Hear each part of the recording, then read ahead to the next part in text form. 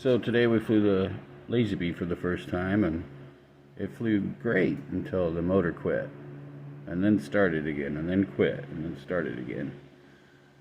Well, it was the ESC. It was overheated and obviously wasn't the amperage that's put on it. That's what I get for buying some of the cheaper ESCs that are out there, but you don't always get a good one.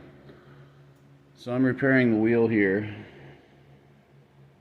I've cut out the foam that was ripped from the crash landing, and I've got a piece of plywood cut out and painted drying right now out in the sun that I'm going to fill that hole in with and put my landing gear back on. And we're going to throw a 40 amp ESC in it, a new one that's a reputable brand, not the eBay knockoffs that I normally use, but normally you don't have a problem with those, but this batch of them that I got this last time aren't very good.